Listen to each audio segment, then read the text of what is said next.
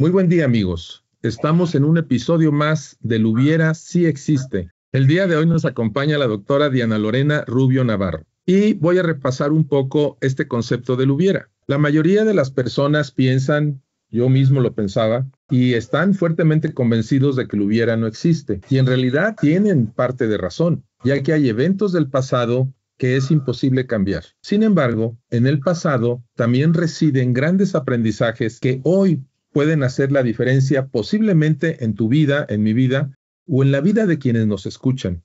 Nos vamos a dar cuenta a través de la trayectoria de la doctora Diana Lorena y además de las anécdotas y experiencias personales que nos va a compartir, que vamos a aprender mucho de este episodio. Me permito leer su semblanza. Diana Rubio es doctora en ciencias biomédicas con amplia experiencia en investigación. Se destaca por su capacidad para construir soluciones innovadoras a retos educativos con enfoques que marcan tendencias en diferentes países del mundo. Es experta en neurociencias, especialista en STEM e investigadora de educación del carácter. Esto es algo que me llama muchísimo la atención, ya nos platicará. Ha sido speaker TEDx. Ha participado como especialista en organizaciones internacionales como la ONU y la Organización Mundial. Actualmente es docente de la Universidad Politécnica de Santa Rosa Jáuregui en Querétaro, responsable del programa STEM en la Secretaría de Educación del Estado de Querétaro y fundadora de Cienco. Diana, bienvenida al Hubiera sí existe. Como acordamos hoy, pues vamos a explorar sobre el problema de tu problema con la curiosidad y todo lo que has ido descubriendo a lo largo de tu vida para llegar a fortalecer el carácter y otras virtudes, siendo en este caso muy particular una oportunidad para que todos nuestros seguidores hagan su reflexión propia en su vida y lo puedan aplicar sus aprendizajes el día de hoy. Adelante, bienvenida, Diana. Muchas gracias por la bienvenida, es un placer estar aquí con tu audiencia. Y pues nada, para mí es muy interesante poder reflexionar desde el hubiera si existe. Partiendo de la idea que siempre estoy con una visión hacia futuro, como educadora, siempre trato de tener una visión a futuro y no al revés. Entonces, esta parte de reflexionar me lleva a reflexionar desde un punto de vista personal, desde mi experiencia personal. Entonces, te cuento rápidamente que cuando viene a mi mente esto de el hubiera sí existe, yo cuando tuve que elegir mi vocación, recuerdo que le platiqué a mi papá sobre mi interés de estudiar ingeniería y él me dijo, no, ingeniería, eso es para hombres, además quieres estudiarla en la militar, entonces no, por favor. Aparte la querías estudiar en la militar. Repiénsale, ¿no? Yo dije, bueno, está bien, entonces eso no es para mí. Bien, descartado. Y después dije, bueno, quiero ser médica, ¿no? Y ¿por qué no? Estudiar una especialidad y hacer mi trayecto por ahí en la medicina. Y me dice, no. Recuerda que nosotros no tenemos suficientes recursos, eso es carísimo, no, piensa en otra cosa. Yo, bueno, está bien, descartado por no tener recursos. Así es de que después lo que me quedó fue elegir mi carrera por mi género. Dije, bueno, voy a ser mamá, voy a tener hijas, maestra. Pero mi papá nos había involucrado mucho con actividades deportivas. Dije, no voy a ser maestra de salón, voy a ser maestra de educación física. Así es de que mi formación es en educación física. Sin embargo, después, al final ya casi de mi formación, recuerdo que me hicieron una invitación para mis prácticas profesionales en un centro de atención múltiple. En ese centro de atención múltiple, yo hubiera dado clases como practicante, pero me negué a dar la clase porque vi que era un reto que superaba mi conocimiento. Me rebasaba por mucho. Yo dije, no voy a dar clase. Las personas que estaban de responsables ahí me dijeron, bueno, si no vas a dar clase, pues vete con la doctora Talía. Yo, pues bueno, pues me voy con la doctora Talía, con quien ustedes quieran, pero yo no doy clase. Entonces llegó con la doctora Talía y ese fue mi encuentro con la ciencia. La doctora Talía me mostró cómo se registra la actividad cerebral de los pequeñitos, cómo se altera por algún problema en la gestación y ahí, ¡pum!, mi cabeza voló y dije, wow, yo quiero conocer más de lo que pasa ahí adentro, ¿no? Como maestra de educación física, pues me interesaba mucho el desarrollo temprano de las y los estudiantes. Así es de que ese fue mi encuentro con la ciencia. Qué interesante. Pero después, lo que entiendo, por lo que acabo de leer, que no te quedaste ahí, en esa parte. No. O sea, ¿qué sucedió después de esta experiencia con esta maestra Talía que te abrió la mente, te abrió caminos que no habías visto? y empezaste a transitar otros caminos. ¿Y qué tiene que ver esto con lo del tema de tu problema? ¿Cómo dijiste? El problema de mi problema con la curiosidad. Yo hubiera dado clases como maestra de educación física sin mayor problema. Claro. Pero ingresé a la maestría en ciencias, en neurociencias, y después ingresé al doctorado en ciencias biomédicas. Así es de que volví a regresar al origen de lo que realmente me interesaba, que era la medicina. Después del doctorado hice un postdoctorado en la Facultad de Ingeniería, en el posgrado en nanotecnología, en la universidad de mi estado, así es de que regresé al origen de mis intereses en la ingeniería. Y después de eso fui invitada a dar clases en media superior en ciencias experimentales, y lo que buscas es desarrollar sí conceptos, principios, teorías o leyes de las ciencias, pero sobre todo buscas desarrollar la curiosidad, porque el trabajo de un científico es hacer buenas preguntas, así es de que a mí me interesaba que los estudiantes desarrollaran la curiosidad, y ahí fue donde dije, claro, si yo hubiera sido más curiosa, ¿no? Por decir, a ver, papá, ¿por qué no ingeniería? ¿Por qué no esto? ¿Por qué no medicina? ¿Qué otras opciones hay? ¿Podría aplicar yo a una beca? Es decir, yo pude haber cuestionado más mi realidad, ¿no? Y de esa manera desarrollar el pensamiento crítico y decir, bueno, sí puedo hacer esta ruta o puedo, después de preguntar a muchas personas, en fin, ese hubiera, creo que es el que me lleva a repensar y además a plantear desde mis clases que los estudiantes se cuestionen absolutamente todo y cuestionen mucho a las personas que lo rodean. Así es de que a partir de ahí he comenzado a desarrollar y usar metodologías para que los estudiantes se hagan preguntas, no solamente preguntas básicas que son fundamentales, sino que se hagan preguntas profundas, relación de variables y preguntas investigables, que además de relacionar variables, identifiquen el contexto, quién, dónde la tiene y propongan soluciones. Entonces, para mí la curiosidad desde la enseñanza de las ciencias es la base del pensamiento científico, del pensamiento crítico. Entonces, una persona usa los conceptos de la ciencia, pero sobre todo esa habilidad de hacer preguntas. Así es de que para mí ese fue el punto de inflexión, ¿no? A ver, quiero recapitular porque ahorita tú formaste un triángulo muy interesante. Entraste por una esquina llamándole curiosidad, luego te fuiste a otra esquina donde decías la importancia de plantear preguntas, de cuestionar, que de hecho cuestionar es un poquito más profundo que simplemente plantear una pregunta, ¿sí?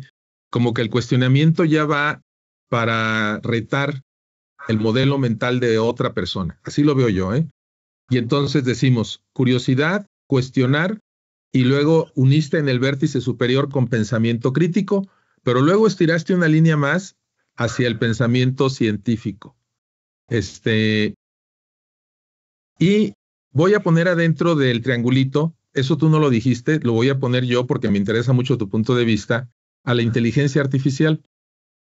Yo grabé hace unos días un podcast que se llama El primer problema de la inteligencia artificial, el primer riesgo de la inteligencia artificial.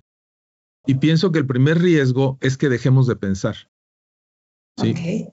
Entonces, ¿cómo esto que tú acabas de transmitirnos lo podemos enmarcar como un modelo que tiene una lógica, ¿verdad? Yo realmente, a pesar de que me considero una persona curiosa, no había encontrado ese caminito de curiosidad, cuestionamiento, pensamiento crítico, pensamiento científico, ¿sí?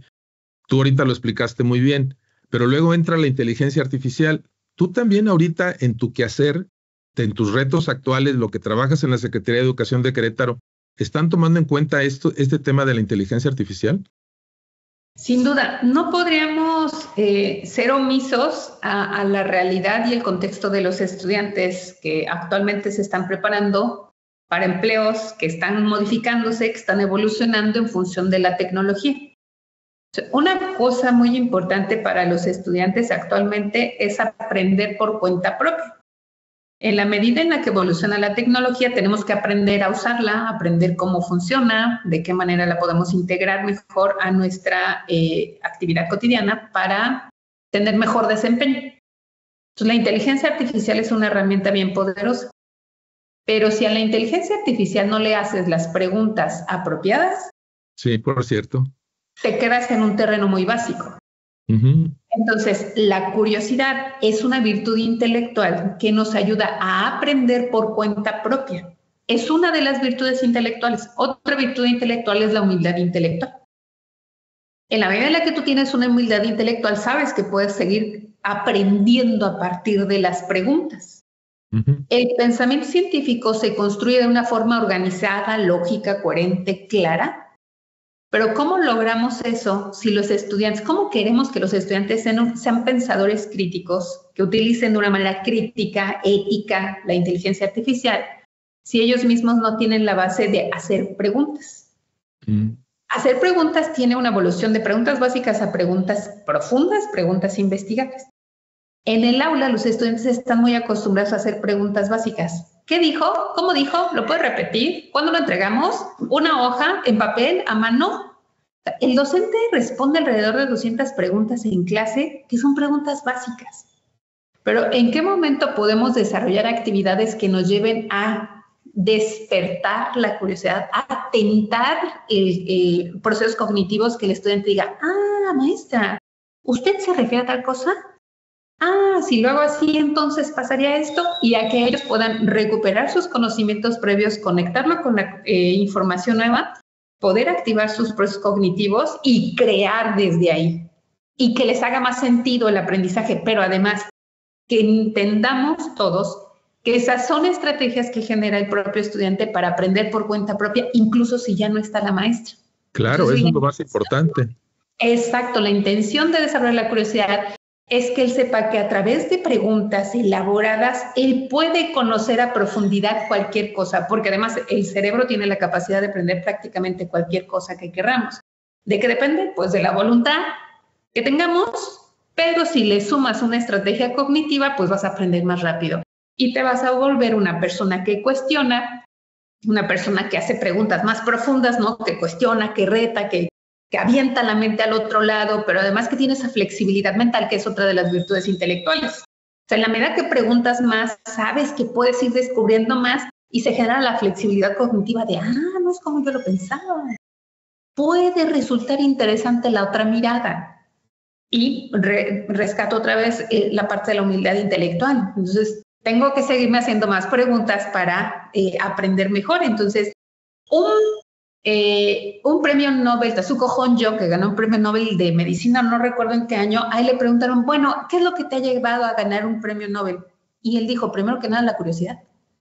Si no eres curioso, lánzate a otra área, pero no en la ciencia. O sea, en la ciencia desarrollamos esa habilidad de cuestionar hasta crear un pensamiento claro, coherente, elaborado, complejo, que nos lleva ahora sí a cuestionar las personas, los modelos, los paradigmas, y entonces sí construyes a un ciudadano que sea crítico. Y en ese sentido, el pensamiento científico te permite tener una pregunta, imaginar una posible respuesta, experimentar, registrar los datos, analizarlos, discutirlos, comunicarlos.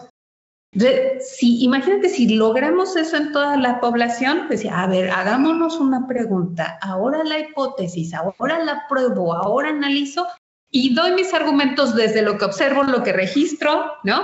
Es completamente diferente. De ahí que entonces, después de cerca de 12 años, me invitaron a participar, cerca de 12 años de dar clases en media superior, me invitaron a participar en un programa de educación del carácter. Me invita la Fundación Barkey, que tenía un convenio, una colaboración con la Universidad de Birmingham, donde se encuentra el centro, ¿no? El Jubilee Center. Entonces me dijeron, bueno, vamos a hablar sobre carácter. Yo dije, no, otra cosa más, no, por favor, ya no, ya con lo que tengo para dar clases es suficiente. Pero ahí precisamente me dijeron, bueno, y es que, ¿qué te interesaría explorar respecto a la educación que haces? Bueno, yo desarrollé en mis estudiantes esta capacidad crítica, ¿no? Y uno lo hace un poco desde la soberbia también, ¿no? Sí. Y dije, no, a ver, lo quiero probar. Quiero probar que yo realmente desarrollo el pensamiento científico, que desarrollo la curiosidad y la capacidad de hacer preguntas profundas de mis estudiantes. Así es de que comencé a estudiar la curiosidad desde el punto de vista científico. Y ahora lo que hago son estrategias, diseño, modelos para que los estudiantes desarrollen de manera intencionada esta virtud intelectual que, insisto, es una de las virtudes intelectuales más importantes para aprender por cuenta propia.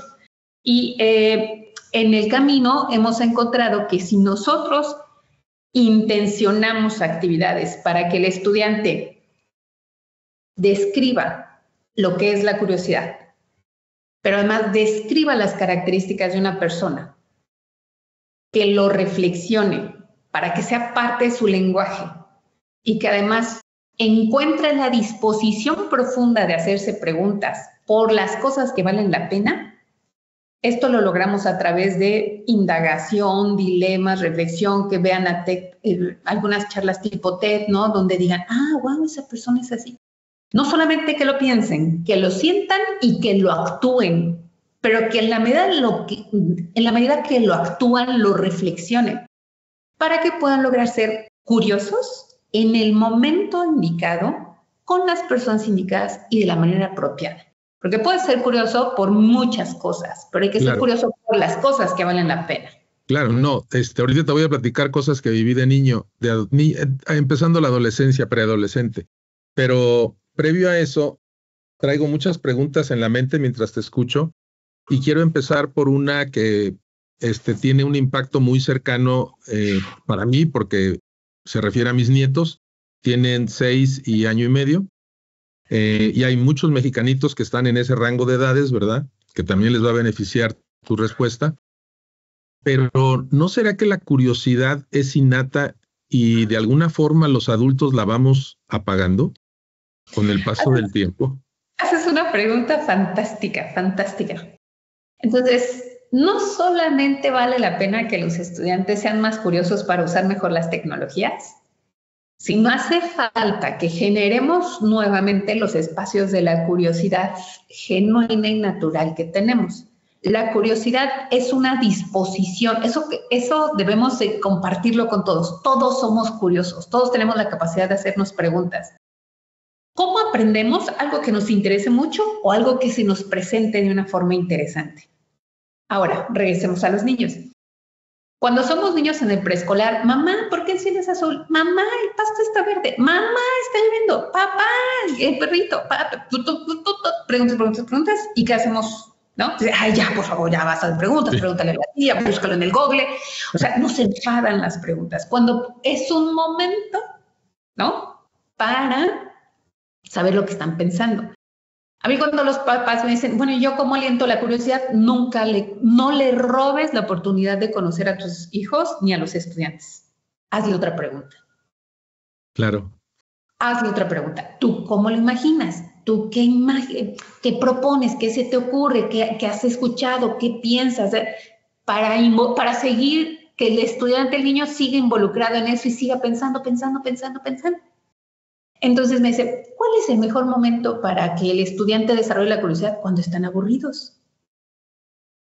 O sea, ¿nos preocupa ahora tanto tenerlos ocupados? Sí. Yo les digo, tienen mucho tiempo, es que me aburro todo el día, si no, qué bueno que se aburran. Es el momento de hacerse preguntas, es el momento de hacer preguntas profundas. Observa algo, hazte preguntas, muchas preguntas, no tienes que juzgar si ya están resueltas, si no están resueltas. No, pregúntate, la madera, la ventana, ¿cómo lo crearon? ¿Quién se le ocurrió? ¿Por qué cuadradas? O sea, cuestionar, ¿bien? Ahora, pasamos a la primaria y en los primeros años, los estudiantes y las preguntas, ¿qué quieres ser? Yo quiero ser ingeniero, astronauta, quiero ir al cielo, quiero construir, todo lo... Sí. Bueno, pasan a primaria alta y ¿qué sucede? Ya son bien latosos, no pones atención, no haces la tarea, eres un preguntón. No, es que estás distraído. Entonces, alguien ya se atreve a levantar la mano, es así con temor, y a ver qué dice la maestra, ¿no? Entonces comenzamos a limitar. Ya para la secundaria, que tenemos en el caso de México que atender a 50 estudiantes, imagínate, ahora imagínate el reto de que todos hicieran una pregunta, responderlo. O sea, es impensable imaginar que vas a atender todas las preguntas, entonces hay que crear estrategias para poderlos atender, pero lo que realmente sucede es que si le preguntas al maestro de cálculo, ya lo dije, a ver quién lo entendió, ¿no? Maestro, ¿puede explicarlo otro? Esta es la única manera que hay, no hay otra, así se hace, así está el examen. Y en bachillerato, cuidado. Chicos, termina la clase, chicos, ¿entendieron? Sí, preguntas, no, examen 0. Entonces, en la cultura, en el constructo de la cultura, ¿quién mató al gato? Claro. totalmente. La curiosidad. Es una connotación negativa. Hicimos una valoración para los estudiantes. ¿Cuáles son las 3 características de las personas curiosas? Entre otras, es hiperactiva, intrigosa, chismosa, metiche y busca preguntas, busca respuestas, por ahí algunas positivas. Entonces, el constructo social es ese. El carácter se adquiere de la sociedad. Así el preguntón, ahí está el que pregunta. No, y además nosotros nos volvemos parte del problema, ¿no? Cuando estamos en la primaria, en la secundaria, en la preparatoria, uy, cuidado y que alguien pregunte, ay, ya va otra vez a preguntar, ay, ya no preguntes, ya vámonos. Entonces, en el constructo, la curiosidad no es bienvenida. Entonces, tenemos que cambiar ese paradigma. Entre más preguntas genere un estudiante, es más posible que él pueda aprender por cuenta propia y que le interese y que tenga amor y que tenga pasión por preguntar, por aprender. Claro, totalmente. Ahora, otro momento en el que desarrollamos la curiosidad, uno es la cultura, la otra es lo que se enseña. Entonces, lo que enseñamos limita mucho la curiosidad y la otra, pues bueno, si lo aprendes de otra forma, de la manera correcta, de la manera que yo soy curioso, pero además esta disposición de ser curioso me lleva por un lado, me lleva a buscar respuestas, a buscar preguntas, te vas a encontrar con una persona como yo, de la licenciatura en educación física a la maestría, al doctorado, al postdoctorado y ahora al carácter, y todo el mundo me decía antes, oye, ¿y si tú hubieras sido solamente educadora física? Y si no te hubieras dedicado a la maestría, y si no el doctorado, y si no el postdoctorado, pues no hubiera sido la persona que soy ahora. Sí. Entonces, todo eso me ha construido la persona que soy ahora y en esta capacidad que tengo de moverme desde los elementos del pensamiento científico hacia elementos, constructos de la ingeniería, de la tecnología y las matemáticas. Y eso te permite tener una mentalidad súper abierta, entender cómo funciona el mundo desde diferentes perspectivas. Entonces, soy una persona que se asombra, se sorprende, una persona que conecta cosas que usualmente no se conectan, ¿no?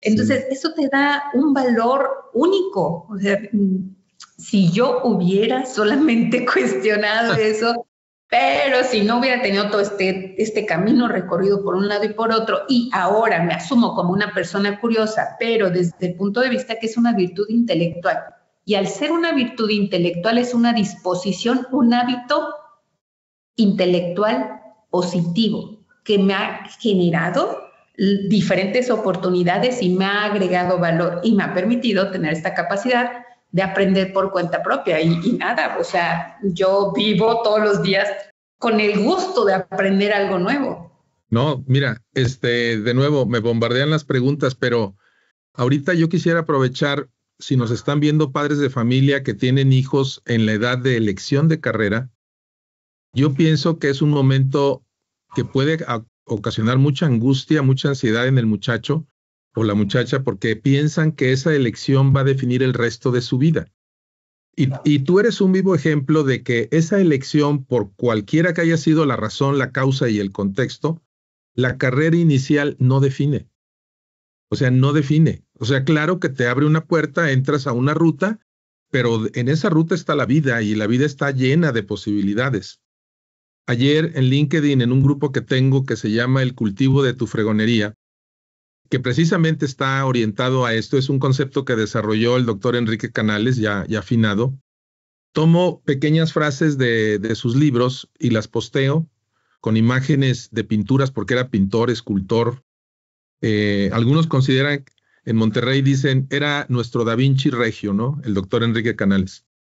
Y la frase que subí hace un rato dice que las posibilidades para servir en el mundo son mayores que el número de habitantes del mundo, ¿sí?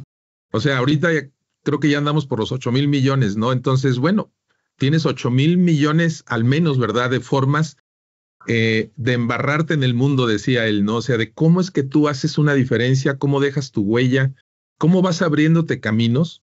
Cuando tú describes tu trayectoria, me lo imagino así como un árbol de decisiones que se van abriendo unas otras, porque decidir es renunciar, ¿sí? O sea, todo como que tiene cierta lógica. ¿Cómo se llamó la maestra que te abrió el tema de lo que pasaba en el cerebro? ¿Fátima? Talía. Thalía, fíjate. A partir de ese contacto con Thalía, como que los siguientes pasos van teniendo una cierta lógica obviamente, bajo mi perspectiva, excepto la nanotecnología, ¿sí? O sea, porque, espérame, o sea, como que ahí sí es un brinco muy raro. Sin embargo, seguramente tú ya has ido encontrando conexiones, como tú dices. Primero, conexiones que otros no ven, pero también porque los puntos que conectas, pocas personas los ven. Y ahí es donde salen innovaciones, que es lo que tú has estado también generando.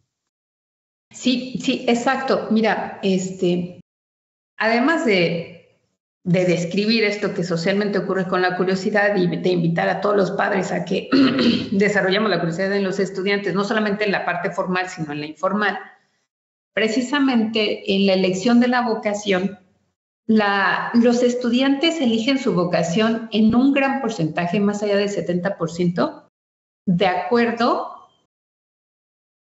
al círculo familiar. Me explico.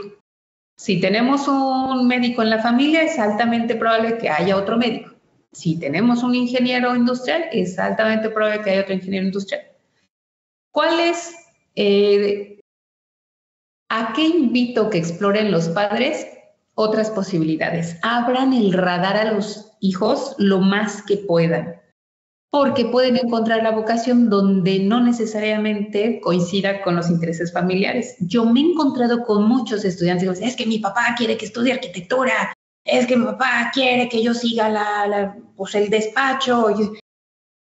Y eso no solamente implica que tengamos personas desempeñando espacios con esa frustración personal, sino que no habrá bienestar para ellos. Pero además son personas que no van a descubrir todo el potencial que tienen. No van a brillar en eso que les gusta, ¿no? Entonces, yo los invito, además, a que acompañen a las y los estudiantes a que no se autodescarten en unas carreras. Sucede que con esto de la curiosidad y que no puedo preguntar y de que el maestro se enoja y todo esto, bueno, pues me fue mal en matemáticas, elijo cualquier otra cosa que no tenga que ver con matemáticas. No, me fue súper mal en química. Yo, químico, jamás. Cuando eso en realidad no te define. O sea, que repruebes un examen no te define. Yo reprobé un examen en la maestría, pero no lo reprobé con 0, Roberto, lo reprobé con -3.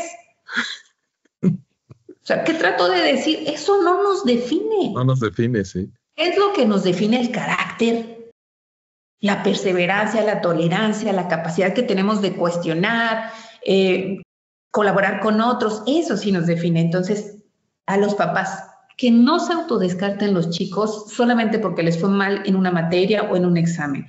Invítenlos a escuchar las voces de otras personas, pero sobre todo la experiencia personal, las adversidades, cuántas veces quisimos tirar la toalla en el camino, ¿no? ¿A qué tuvimos que renunciar? O sea, que conozcan a los profesionales de la ciencia, de la tecnología, la ingeniería, las matemáticas desde el punto de vista humano.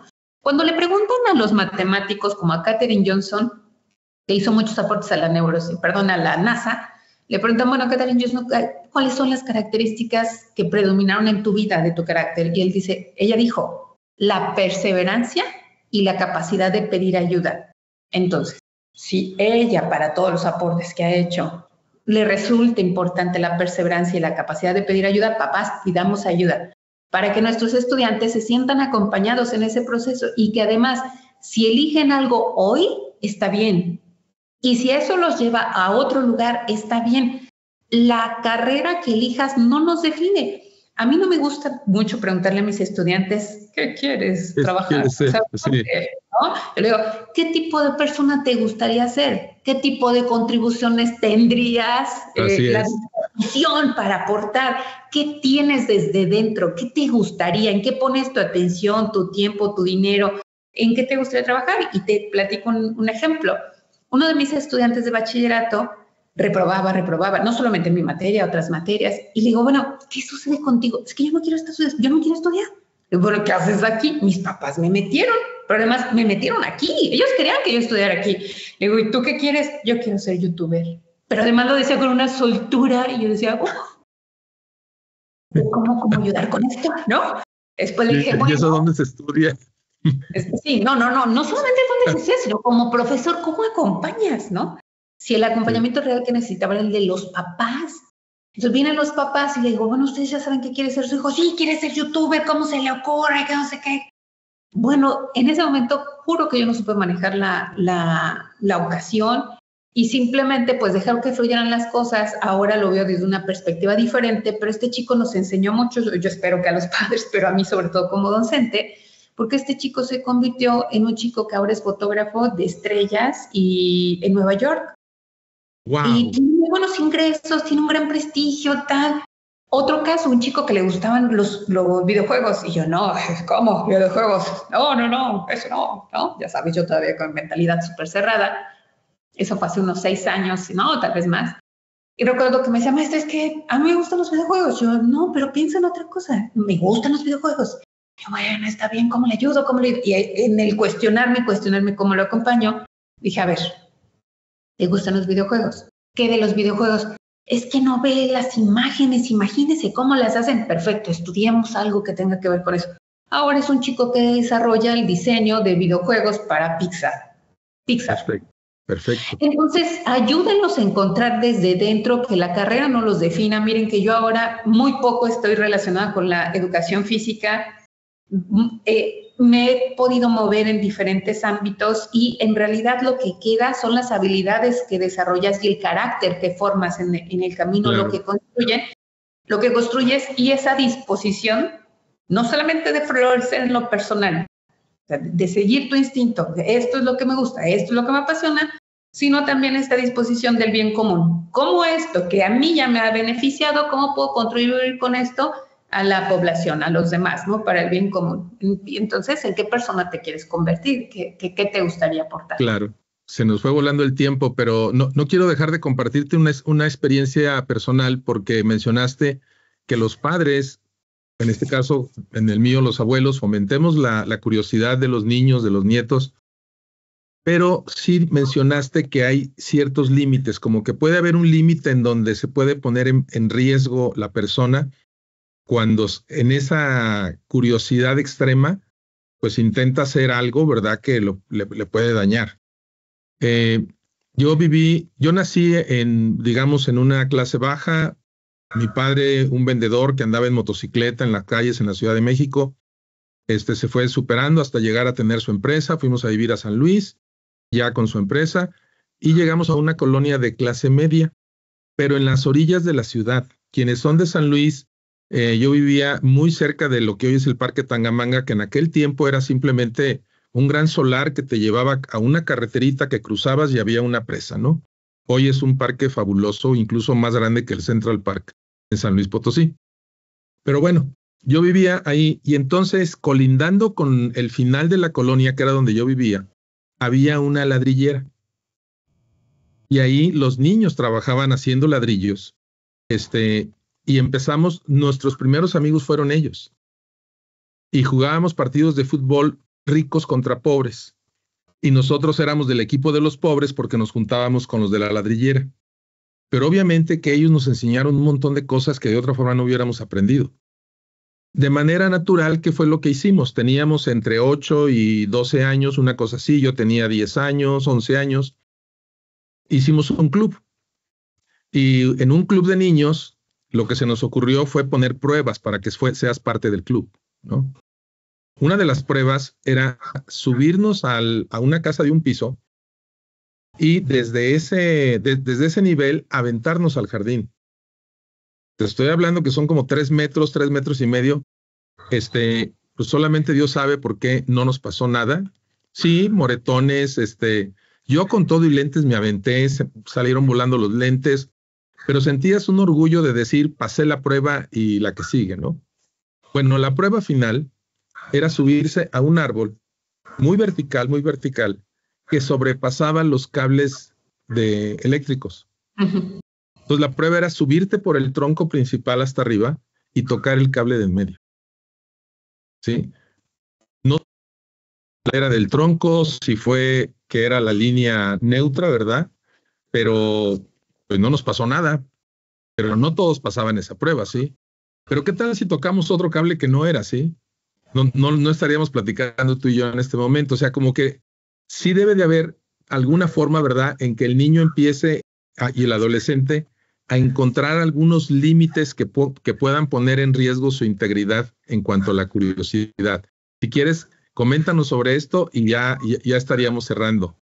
Sí, claro. Qué bueno que haces esta apreciación porque, insisto, la curiosidad la tenemos que dirigir hacia las cosas que realmente nos importan como sociedad, a los problemas reales que tenemos. Los niños son curiosos, los jóvenes son curiosos de por sí y son curiosos por algunas cosas que no realmente valen la pena, ¿no? O no tenemos esta apreciación social de que valgan la pena.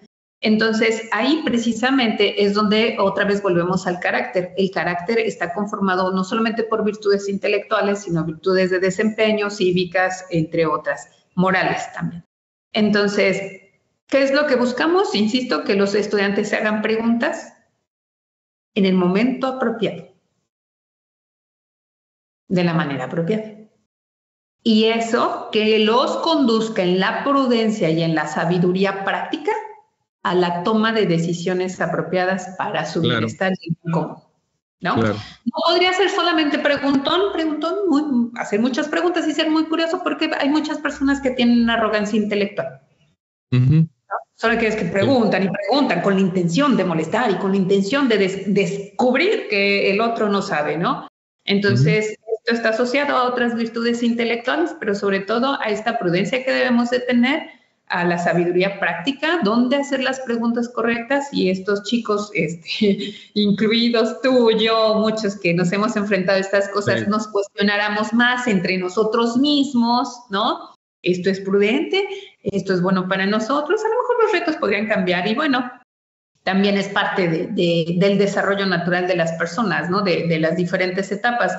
Pero si asociamos la curiosidad a la prudencia, a la sabiduría práctica para tomar decisiones, creo que eso orienta mucho el actuar de las personas desde hacer coherente lo que pienso, lo que siento y lo que hago. Excelente. Diana, no voy a cerrar el episodio sin obtener una promesa de tu parte. Necesitamos grabar otro episodio. O sea, porque definitivamente es un mundo de conocimiento, de experiencia y la apertura que tienes para compartirlo. Bueno, no solamente la apertura, sino la claridad. Creo que va a ser de mucho valor para muchos mexicanos que gracias a los medios sociales, a las redes sociales, puedan ver este tipo de conceptos que tú has venido cultivando a lo largo de tu vida y que sigues trabajando y sigues creciendo y te sigues desarrollando. Te felicito por tu trayectoria, un placer haberte tenido aquí. ¿Y qué me dices? ¿Nos volvemos a reunir en un futuro? Con todo gusto, cuenta conmigo, Roberto. Okay. Sin duda. Conste, ya quedó grabado, ya quedó grabado. Ya estamos comprometidos los dos. Sí. Muy bien. Con todo gusto. Y nada, pues que invitar a todos y a todas a que se mantengan curiosos. Curiosos, sí, muchas gracias. Y amigos, pues ha sido un episodio más del Hubiera Sí Existe. Un episodio muy inusual, ¿verdad? Con una persona realmente fuera de la caja, ¿verdad? Su forma de vivir, de pensar y de mostrar, ¿verdad? De mostrar cómo se pueden hacer las cosas de manera diferente e innovadora. Y qué suerte tiene Querétaro de tenerte en la Secretaría de Educación Pública, la verdad. Sí. Un placer, eso es un honor para mí. Muchas gracias por la invitación. Muchas gracias. Saludos a todos, Hasta luego. Hasta luego.